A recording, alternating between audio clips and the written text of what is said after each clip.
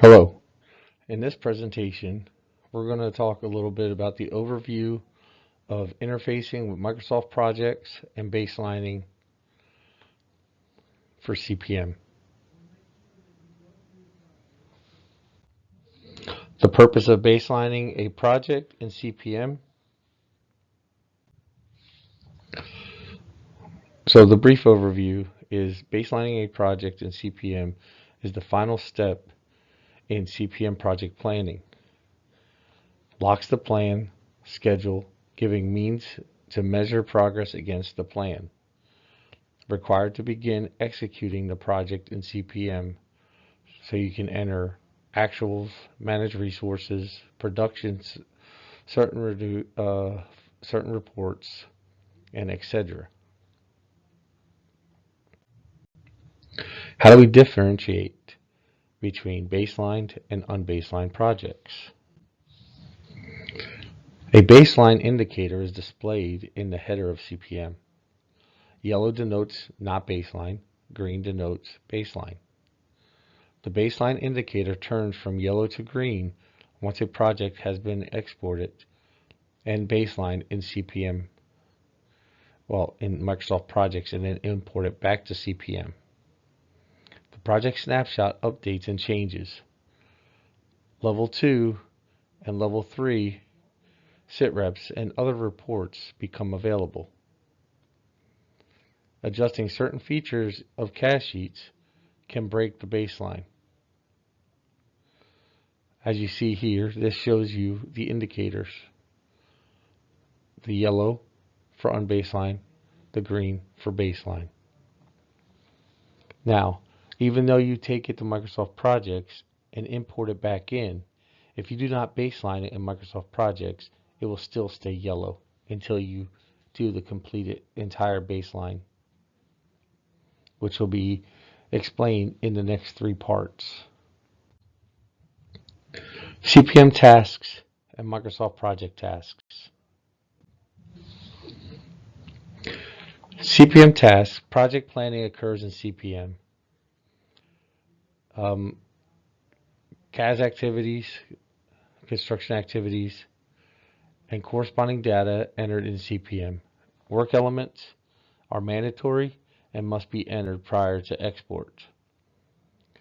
Resource information is mandatory and must be entered prior to export, unless the construction activity is a milestone or duration only.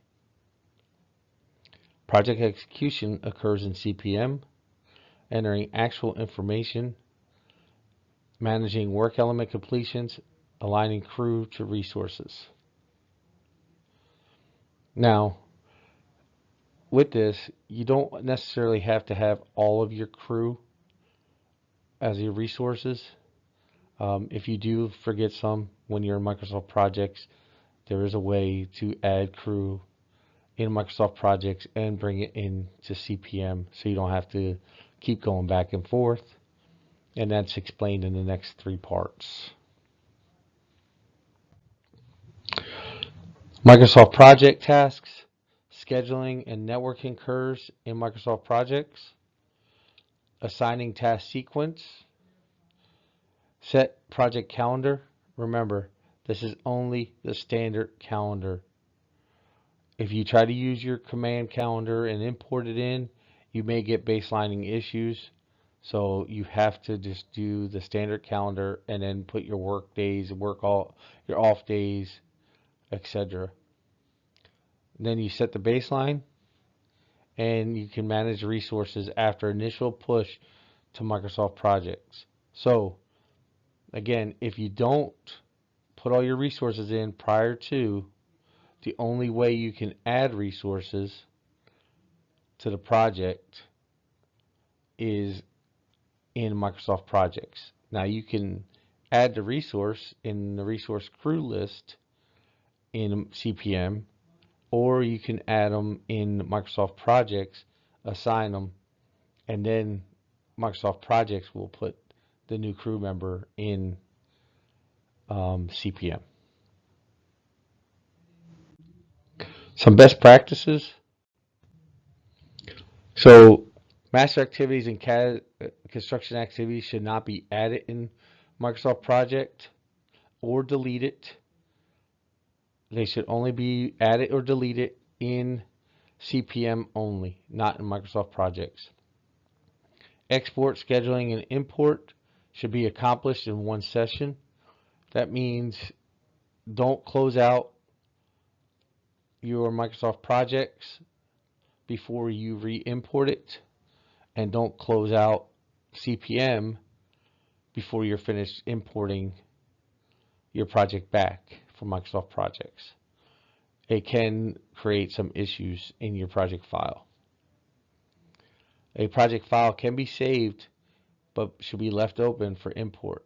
What that means is you can always have a backup Microsoft project file